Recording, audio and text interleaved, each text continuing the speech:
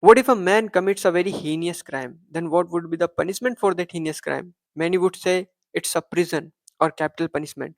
But the Russian novelist Fyodor Dostoevsky in his book Crime and Punishment described that for the heinous crimes, the biggest punishment is not a prison, it's not capital punishment, it's mental suffering, what you suffer mentally.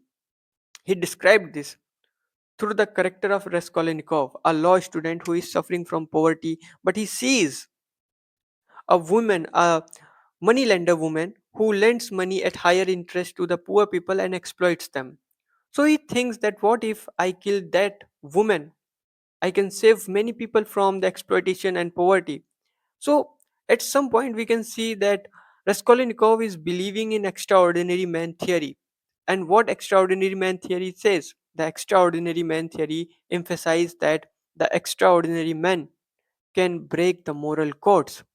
He is inspired from two ideas. The first is Napoleon Bonaparte, who broke all the moral laws in order to capture other countries, in order to become a conqueror.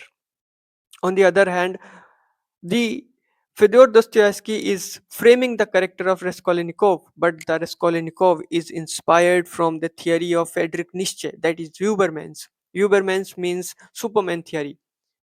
Friedrich Nietzsche said that whenever evil prevails in the society, whenever wrong comes in society, some extraordinary, some very powerful people comes and they just eliminate the evil from the society. So Raskolnikov is believing that he is extraordinary person. He is some sort of prophet or some sort of that kind of person who is naturally chosen to eliminate this evil. And the evil was no one but that money lender woman who was lending money on higher interests. So he killed that woman. But then the suffering starts. When he killed that woman, with that woman, he also killed his innocent sister. And from there, he starts suffering. He starts getting hallucination. He is getting ill and he is not getting food properly. And every day he is just afraid of hiding his evidence, whatever he left during the murder. What this book is trying to emphasize, the crime and punishment is trying to emphasize that no one is above the moral code. If we are human being, we are living in this world, then we all are the subject of moral code. Another thing this book is trying to emphasize is that the intention of crime does not originate from the external circumstances, but the intention of crime originate from our ideology, from our conscience.